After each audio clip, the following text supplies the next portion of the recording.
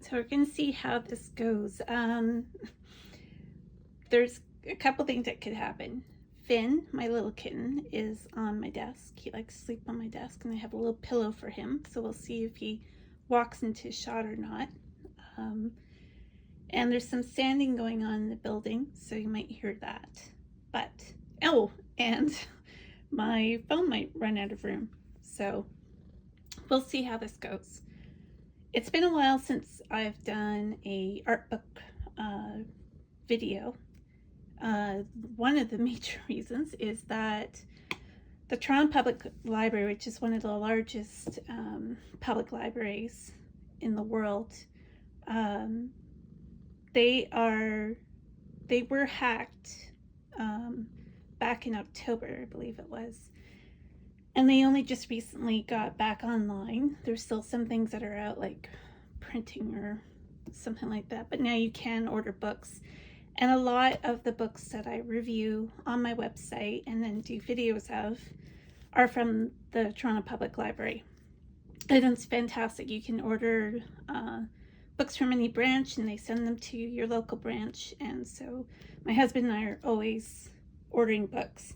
That doesn't mean that we don't buy books as well. For art books, I like to get them out of the library if I can, if I haven't seen them in person, just to see what they're like. And then I end up not usually, when I can afford to, and really, really like a book, I will get it. But when you're not sure, it's kind of nice to have an idea about whether it'd be a book that you'd like to add to your collection or not. So I'm going to go through. I'm not going to go through the whole stack because there's quite a few. I'm making up for last time. But I'll choose some of my favorites. And as you've probably seen on my channel, if you're a subscriber, and if you're not, please subscribe. That'd be awesome. Having a crisis of confidence when it comes to all things social media at the moment. So that's, and in general, I think it's part and parcel of being an artist, working on your own all the time. And it's just, yeah, it's not been a very good winter. So anyways, I won't go on about that. Going back to it, I have a video on how I make my own sketchbooks. And it's something that, well, I have one right here. This is my latest one. And it's pretty easy. It's not hardcover or anything like that. They are sewn. I don't know if you can see the stitching there, and then glued onto a paper cover. So that's my kind of, not so cheap, but it's pretty much cheap and cheerful for the purposes that I need. And Finn's just taken off, so I have some time. He's probably gone to see his sister mother next door. She's in the bedroom. But I really love this book. It's called A Little Book of Bookmaking. And it's just beautiful how artists, and they are artists, have created really artworks in the books themselves. And I just love to look at different bookbinders, and you get a sense of all the things that you can do with bookmaking, like the spines and the covers. It's just beautiful what's in them. Somebody from Toronto. Yeah, so I just loved looking at this. And I don't know that I will make my books that complicated. I kind of like to be able to keep them reasonably easy to make, one, but also cost effective, because I was spending so much money on Stillman and Byrne sketchbooks that I use for urban sketching, and I wanted something that would use up all the paper that I have, and just be a lot easier to make and have available. So then it goes into different techniques. So there are little step-by-step guides. It's a little bit difficult with the illustrations rather than a photograph sometimes. But I think you can make out different steps for how to make your own book cloth, because you can order book cloth, but you can also make it. Doing woven covers, making a pillow book. So I don't know if you can see that there, you know, the squishy kind of book. And then it has resources too, which I always like to see where to get products like that, because sometimes it is difficult to find in your own city. I'm pretty lucky in Toronto. A lot of the art supply stores, like above ground, of course the Paper Place on Queen Street West, they have bookbinding materials. So some things you'd have to are very specialized, like some of these books, but you can usually order that online. So that was just a nice little book that I wanted you to see. And all these have little book reviews on my website. And then I just like the looseness of this artist, Camilla Dansbo Bricks, of her style. And it's the usual sort of, you know, different exercises, how to do different flowers, like the iris, gerbera. I think that's just one profile of it. Cosmos, what colors she uses. And it's all done with line and wash. And then I think this is the one where it's put all together to make a bouquet, unless I'm thinking of a different one. Yep. There at the back, you're putting them all together and making a lovely bouquet.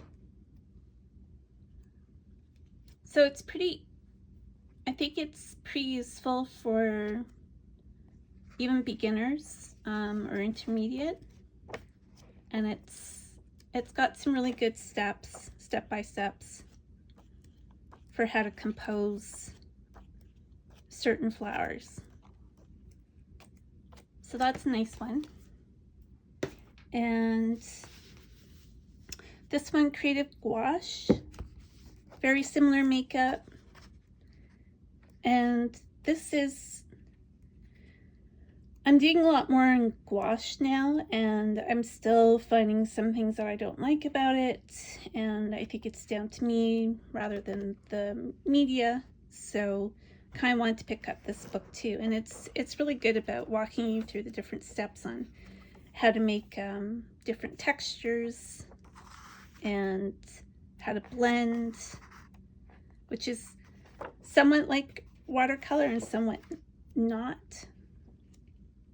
So it's the usual thing, you know, talking about color and relationships of color, but then there's all these little exercises too, which is kind of nice.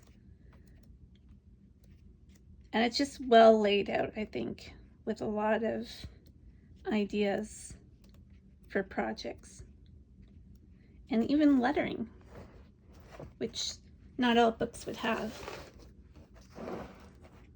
And that's something I'm interested in too. And even creating a stencil to do a silhouette. And this is just different things that you can add to gouache, such as you can work with watercolor. You can add paint pens, like acrylic markers on top of it. Sometimes they will pick up the color, especially if you're using water-soluble gouache rather than acrylic gouache. So just keep that in mind. And there you go. Some nice fun projects for you to do, or just learn some of the different techniques. And again, there's more floral bouquets for you to do. So that one I really liked. Like I said, I'm not going to go through everyone. I do like this book on sketchbooks because I love looking at other artists' sketchbooks. So there's lists of artists including like Henry Moore and other famous artists. I just love things like this. Now Finn is eating plastic, so I might have to stop.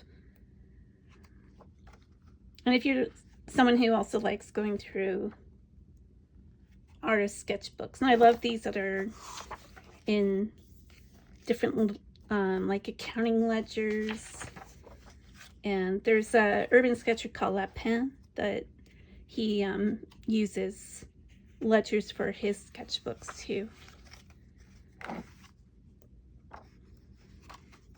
You get a looseness, and you try things out in your sketchbook that might not work or may lead to working, like these ones with Henry Moore.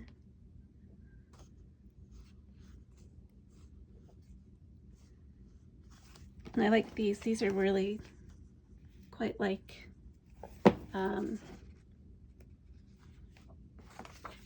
urban sketching that I like. Here's Ben. I'm covering his bed with books. Sorry guy. There you go. There you go, Finn. Oop. Happy now? Yes. Oh, that's still on his bed, so he's not. There you go.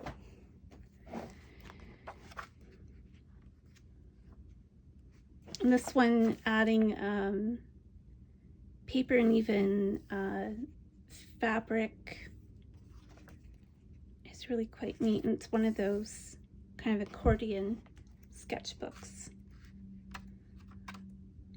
So that one I really liked too. And then I saw this at the Art Gallery of Ontario, had it in their bookstore, and I just love Cezanne's works on paper. He just had this lightness of style with watercolor that I really admire.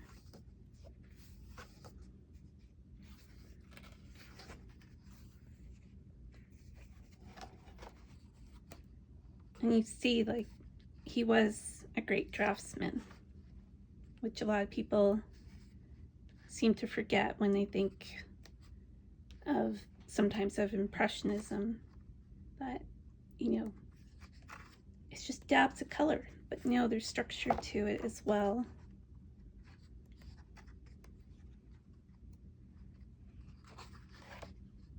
Zoom out just a little bit. It's a big book.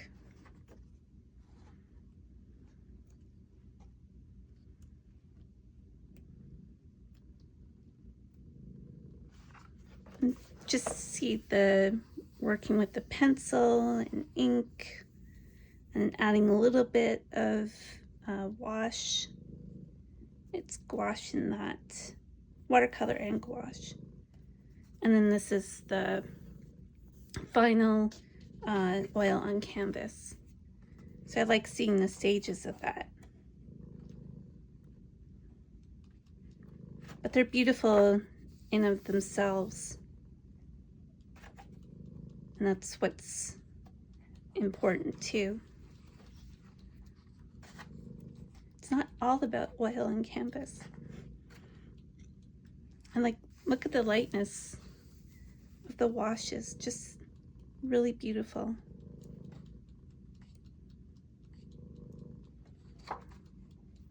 So that's, this book is from an exhibition that was at MoMA. And then, quite like that floral book that I just showed you, there is Nature in Watercolor. And again, it's similar. It goes through different types of flowers that you may encounter, birch trees, and different, so it's different flowers, trees at the beginning. And then she divides it into different times of the seasons. So all of them have, you know, what color she uses, what type of paper and brushes. So you could really try to do the same project. And then at the back, I think it's just goes into winter. In some places you get flowers winter, unlike here in Toronto. I'm still waiting for flowers. We have daffodils out, but that's about it.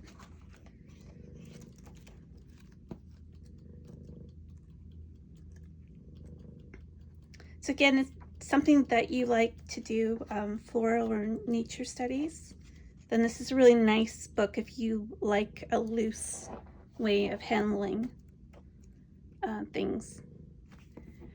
So I'm also have to be careful of the light, because this is the day that there's an eclipse in Toronto. It's not a full total eclipse, but it's going to get dark. So I think I'm in plenty of time before that happens.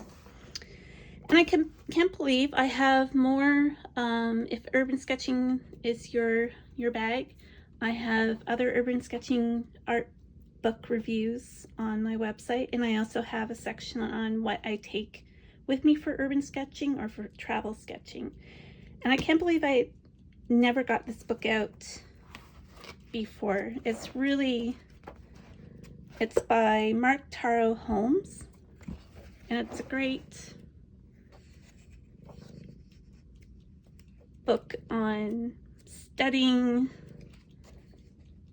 things to lead you up into where you can like go off and do urban sketching yourself. So there's tools, there's measuring up, checking angles, using your pencil, breaking things down into the details in scale.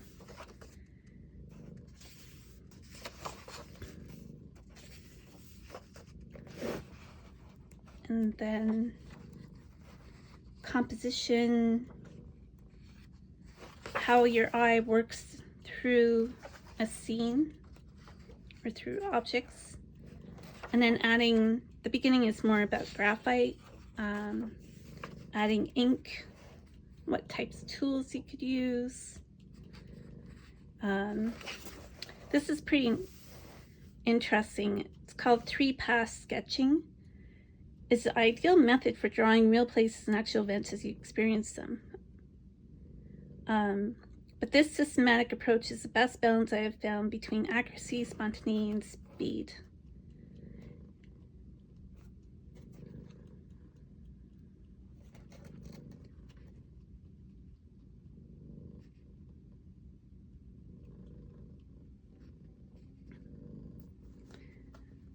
So he talks about, you know, when you're out, you're striving for some accuracy, but you still want it to be spontaneous and loose. But you know that you have to complete it in a limited amount of time because you're outside. It could be raining, it could be a busy area that you can't sit down for, or sit down at all for a long time. So what you have to keep in mind in order to get the sketch that you want. So it's really good working through different exercises, including figures, as you see here, about storytelling, repetitive motions, like if you're looking at,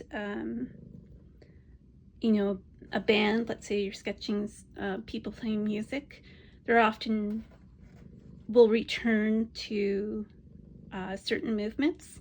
So if you think you can't get movement, they've moved and they're moving their hands, and they will keep going back to similar movements. So you'll be able to go back. And then finally you're adding color. And sometimes with outline, like there's barely a hint of line there. And some sketchers like to erase any pencil lines. I don't really. I tend to go in fully with ink, so that's not usually an issue with me.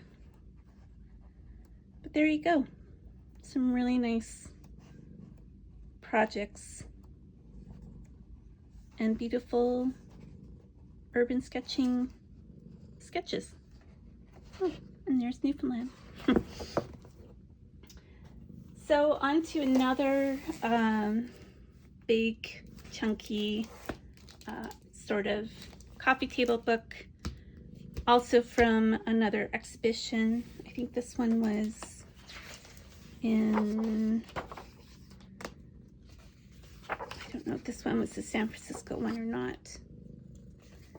but more on Masters of Drawing. So this one is Venice and Drawing, so there's different artists. Some you may know, some you may not. There's Titian, Tintoretto, Canaletto, Tiepolo, and some other ones that you may not be as familiar with. So it spans quite a bit of time, 1500 to 1800. So you get Renaissance and Baroque, Rococo, Neoclassical,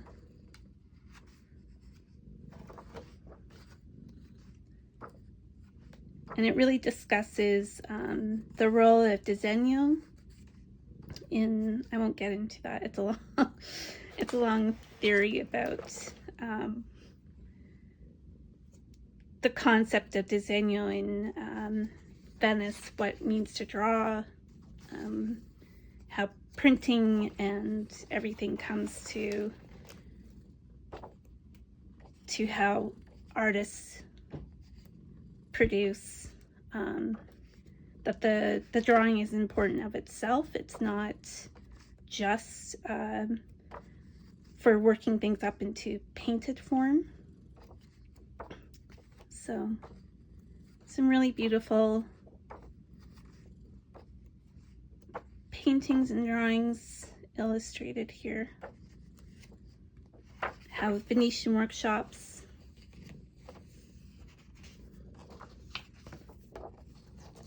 were run. And I always find that really interesting because some of the masters had, a whole load of people. They had students and workshop assistants helping them with their production. So it wasn't always just down to one, and usually man, but not always. And just really quite beautiful drawings, and some very quite loose. I always love to look at how they handle shading. And this would be pen and brown ink, but it looks very like you would do for an etching. And a lot of these would become later, with etching, would be able to be published. So that is that book. I'm running out of room.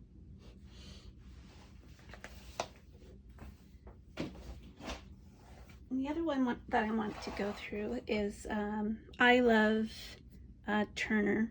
I love his watercolors even more than his paintings. And you see kind of a theme about drawing and you know, the lesser artworks by renowned artists. Just the, again, sort of like Cezanne later, there's just fine washes for some of his watercolors. Like some are just sketches to be worked up, but then others are just him recording the way skies look, the way the water looks, and it's just quite beautiful of themselves.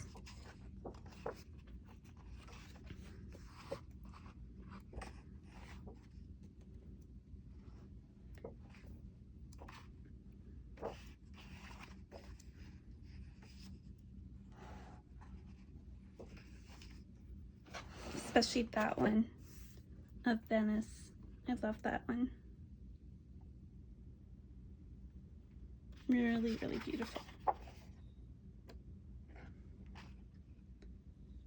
So it's the exhibition catalog is at the back with all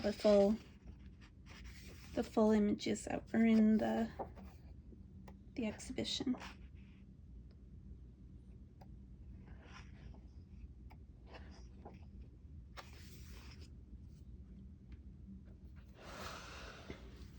I love this interior view too.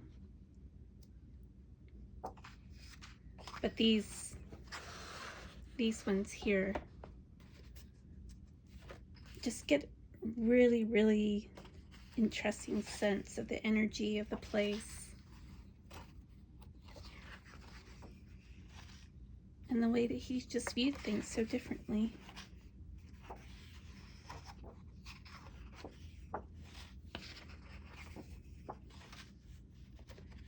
So I just love having these books around to be inspired by. And that's a good thing about having a good library system, is that, you know, when you get into a rut and you just start searching through the library catalog and get out some books and just have a flip through them. There's no commitment. If you have a library card, they're usually free. And being inspired by some of the great artists.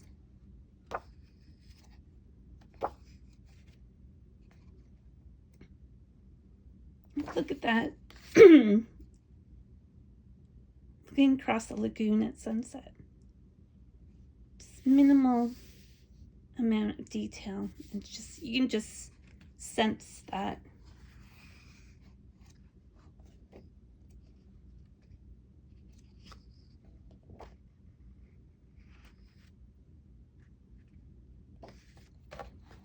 So that one is worth looking at.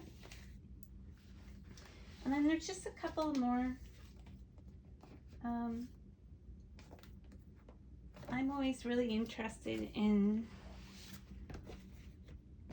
Japanese prints and how they influenced the Impressionists and the Post-Impressionists. And this one, this flat color is very like a lot of the artists like Toulouse-Lautrec were inspired by. And Van Gogh had Japanese prints that he was really inspired by too. So this one's divided into different essays, I believe. Yeah, different essays by different curators. So the color woodblock print, color and age of mechanical reproduction and doing lithography, which is Toulouse-Lautrec. Those posters are lithos. You can see here, even just the way Japanese prints, the compositions of them, where things are off, out of frame. That's what Toulouse-Lautrec was really influenced by. And then also the patterns too, like this one with Marikasa. And I just love Japanese things too.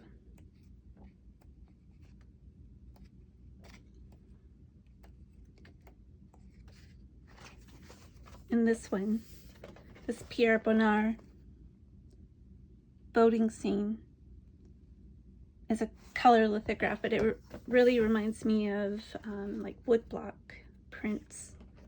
And same with this Edouard Vuillard, The Avenue in 1899. Gorgeous. There's that one, the boating one, up close. And you can see that it's, you know, it is a lithograph, but it really has that kind of almost texture of woodblock prints that would have been a mainstay in Japanese printmaking. So that one I really recommend. And I think that is about it. There's another one that is very like the ones that I've already shown,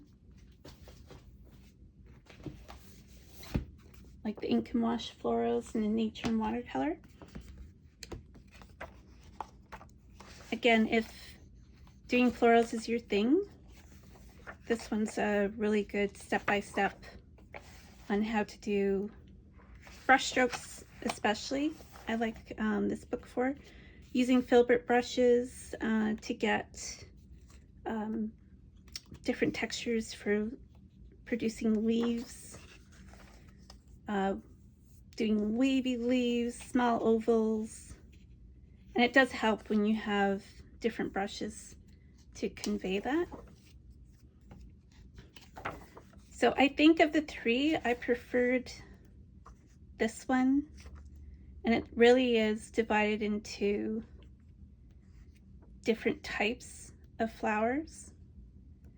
And then at the end, I think this one also puts them all together into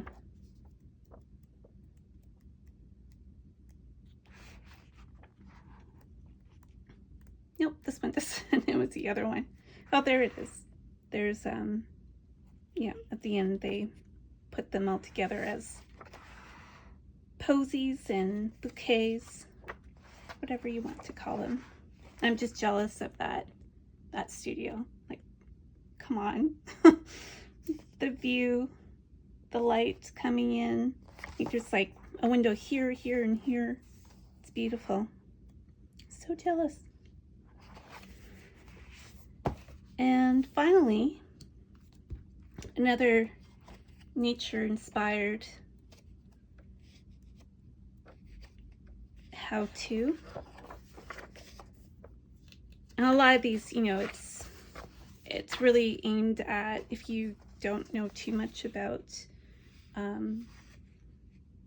watercolor, doing florals, that they set you up with knowing what materials you need and different techniques, like how to blooming when you add too much water to watercolor, adding salt to get texture.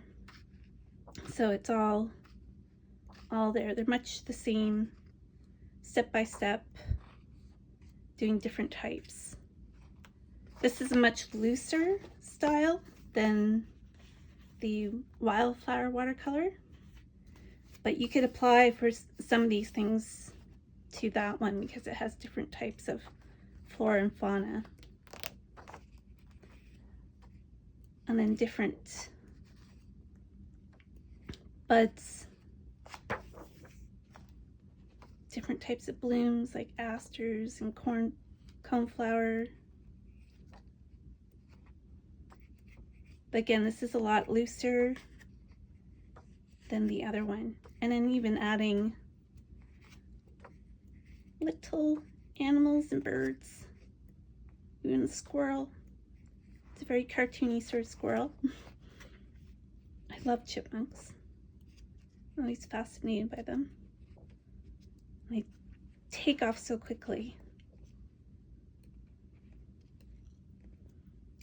that's it. So once again, I love this for bark studies. Once again, you'll find all sorts of art book reviews up on my website. I'm currently adding to my website to have even more resources for artists, and it's all free.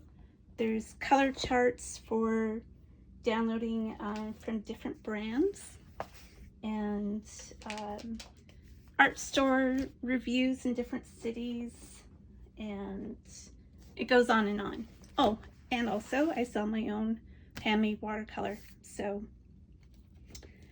there's a lot for you to explore, and I hope you check it out. Thanks so much, and support your local library. Thanks. Bye.